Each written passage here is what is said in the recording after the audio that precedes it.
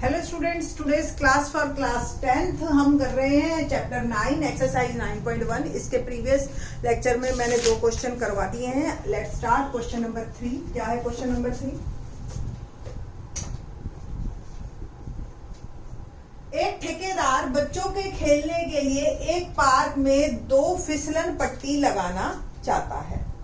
5 वर्ष से कम उम्र के बच्चों के लिए जो है वो एक ऐसी आप देखिए, छोटे बच्चे होते हैं, आपने देखा होगा जनरली पार्क में इस तरीके का झूला हर जगह मिल जाएगा। यहाँ पे सीढ़ियां लगी हुई होती हैं, बच्चे सीढ़ी से चढ़ते हैं, यहाँ बैठते हैं और फिर फिसलते हैं, है ना। तो छोटे बच्चों के लिए छोटा होता है और बड़े बच्चों के लिए बड़ा हो जाता है। ठीक है जी। तो ये हमें 2 इस तरीके के झूले लगाने हैं और ये जो है हमारा झूला बन गया, सीढ़ी बन गई हमारी और ये इस तरीके से। ठीक है जी। अब कहता है कि 2 फिसलन पट्टी है जिसका शिखर 5 वर्ष से कम वाले बच्चों के लिए जो है ये 1.5 मीटर की ऊंचाई है। ठीक है। और भूमि के साथ 30 डिग्री का कोण बना रहा है। और जो बड़े बच्चे हैं वो 3 मीटर की ऊंचाई है और जो एंगल है वो 60 डिग्री बना रहा है। ठीक है जी। और प्रत्येक स्थिति में फिसलन पट्टी की लंबाई क्या होनी चाहिए? हमें जो है ये कितनी दूर फिसलेगा बच्चा, ये चीज निकालनी है। ठीक है, आसान है बहुत। आपने पहले अगर क्वेश्चन 2 पहले समझ लिए हैं, उन्नयन कोण अवनमन कोण समझ लिए हैं, तो आपको बहुत आसान रहेगा। बेटर है कि आप वैसे डायरेक्ट इस वीडियो को भी आप देखोगे तो भी आपको समझ आ जाएगा। देखते हैं, त्रिभुज एबीसी में दिखाई दे रही है एबीसी, हमें दे रखा है एबी और निकालना है बीसी। तो एबी बटा बीसी जो दे रखा है, जो निकालना है, उन दोनों के बीच में हम रिश्ता देखते हैं। पहले ही क्वेश्चन को स्टार्ट करने से पहले ही आप लंब, आधार और कर्ण और ये लाइन पहले ही लिख लीजिए। लाल कक्का sine theta cos theta tan theta. ठीक है जी। तो अब आपको बस ये देखना है कि एबी क्या है, लंब, बीसी क्या है, कर्ण। तो एल बटा के, एल बटा के पहला दिखाई दे रहा है, तो साइन थीटा। एबी कितना दे रखा है हमें 1.5, बीसी हमें निकालना है और थीटा दे रखा है 30। टेबल में वापस जाइए, आप 8.2 की टेबल अपने पास रखिए। वैसे आपको याद होने चाहिए ये फार्मूले कि साइन 30 की वैल्यू क्या होती है 1/2।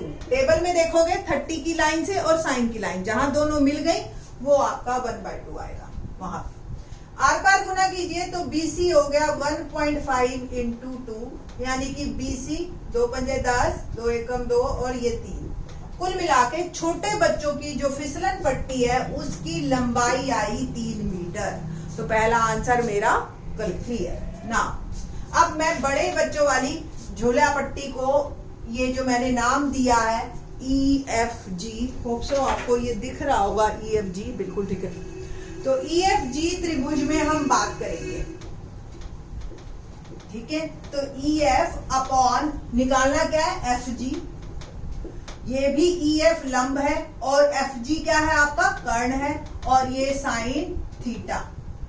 EF मेरे को 3 मीटर दे रखा है, FG मुझे निकालना है और थीटा मुझे दे रखा है 60 डिग्री। पहले हमने 30 डिग्री की लाइन में देखा था साइन को, अब हम 60 डिग्री की लाइन में साइन की वैल्यू देखेंगे और उसको हमने देखा तो वैल्यू आई मेरी √3/2। आर पार गुना कीजिए तो 6 FG √3 को भी उधर भेज दीजिए तो 6/√3। कुल मिला के ये आपका आंसर है। ठीक है जी। अब थोड़ा सा हम 9th क्लास में ही हमने आपको पहले ही बता दिया था कि आपने रूट में आंसर नीचे नहीं देना है। तो क्या करेंगे हम इसको हर का परिमेयीकरण, याद है आपको, रैशनलाइजेशन कहते हैं। मोस्टली टीचर्स भी क्लास में रैशनलाइजेशन वर्ड ही लेते हैं। ठीक है जी। तो हर का परिमेयीकरण का मतलब उसी से ही गुना और उसी से ही भाग। तो 6√3 और √3 देखो √3 √9 यानी कि 3। ठीक है, ये कट गया तो कुल मिला के आपका आंसर आ गया 2√3 मीटर। तो जो छोटे बच्चों वाली है वो फिसलन पट्टी की लंबाई आपने लिखना है ये नीचे।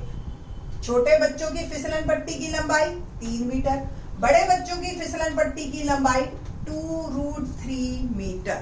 ये हमारा आंसर। तो ये क्वेश्चन नंबर 3 था मेरा। ना क्वेश्चन नंबर 4 पे बात करते हैं हम। क्या है क्वेश्चन नंबर 4? लेट्स सी।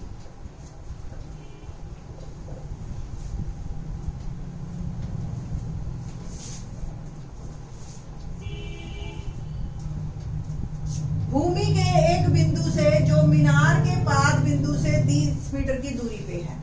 देखो जी, एक तो मैंने बनाई पहले मीनार, ये AB मीनार, ठीक है, 30 मीटर ना, सॉरी मीनार को तो हमें नहीं पता, हमें तो ये एक पॉइंट पता है जो कि इसके बिल्कुल इनिशियल स्टेप से, यानी कि स्टार्टिंग पॉइंट से 30 मीटर की दूरी पे ये दे रखा है। भूमि के एक बिंदु से मीनार के पाद बिंदु से 30 मीटर की दूरी पर है, ठीक है जी। मीनार के शिखर का उन्नयन कोण, अब मैंने यहीं पे ही खड़े होके मीनार के शिखर को यानी कि टॉप को देखा तो 30 डिग्री आया, ठीक है। मीनार की ऊंचाई ज्ञात करो, यानी कि ये H माना। जनरली मीनार हम मान के चलते हैं 10th लेवल तक ट्रिग्नोमेट्री में कि ये जो बिल्डिंग्स है सारी 90 के एंगल पे खड़ी हैं, ठीक है।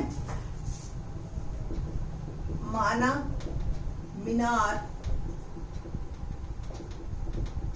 की ऊंचाई जो कि AB है यानी कि H मीटर, C भूमि पे बिंदु है तो AC 30 मीटर दिया है, और कोण ACB यानी कि थीटा यानी कि 30 डिग्री, ये भी आपको दे रखा है। त्रिभुज ABC में AB हमें निकालना है, AC हमें दे रखा है। अब आपको अभी मैंने बताया था लाल कक्का आपको लिख के रखना है। AB यानी कि लंब और AC यानी कि आधार, L/A तीसरा पॉइंट दिख रहा है आपको, यानी कि tan थीटा। AB हमें निकालना है H है, AC 30 दे रखा है और थीटा भी हमें tan 30 डिग्री। अब tan 30 की वैल्यू अगर आपको टेबल से ध्यान हो या आप देखो टेबल में जाके तो tan 30 की वैल्यू आपको 1/√3 मिलेगी, ठीक है जी। बस आपको अब जो है इसको आर पार गुना करने की जरूरत नहीं है, सिर्फ इसको भेज दीजिए 30 को वहां, तो 30/√3।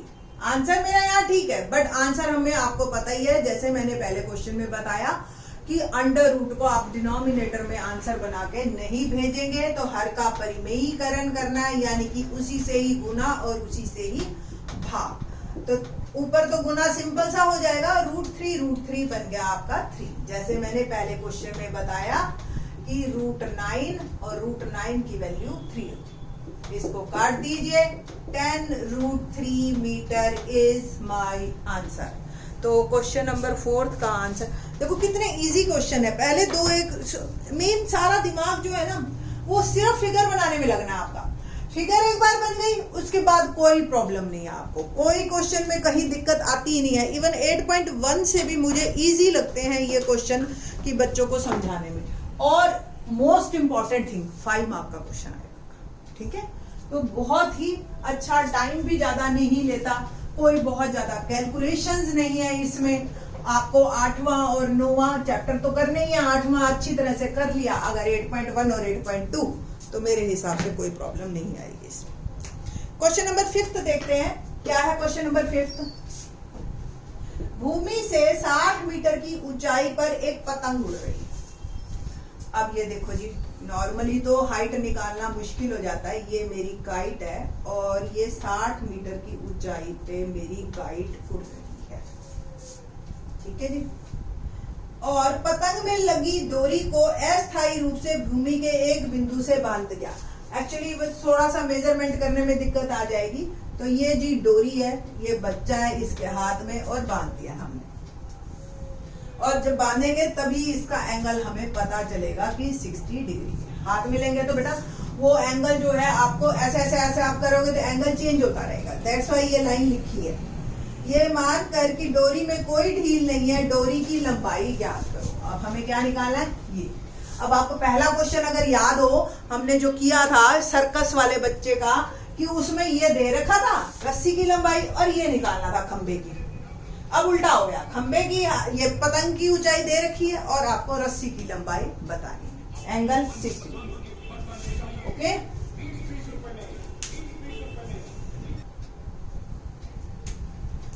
तो देखिए जी, माना डोरी की लंबाई BC बराबर BC, ठीक है। H मीटर लिख लो, चलो आपका दिल करो, ठीक है जी। AB पतंग की जो है ऊंचाई दे रखी है 60 मीटर और एंगल ACB भी दे रखा है आपको 60 डिग्री। त्रिभुज ABC में AB हमें दे रखा है, BC हमें निकालना है। अब AB आप बताइए L है, लंब, ठीक है ना, ये लंब आधार और कर्ण लाल कपड़ा, ठीक है जी। और BC हमें दे रखा है कर्ण, तो L बटा के पहला वर्ड ही आ गया, यानी कि साइन थीटा। बस यही थोड़ा सा आपको सोचना है। AB 60 दे रखा है, BC हमें निकालना है और थीटा की वैल्यू है 60। तो 60 बटा BC। अब टेबल में फिर वापस जाओ, साइन 60 की वैल्यू देखो, तो साइन 60 जो है वो है मेरे पास √3/2, ठीक है जी।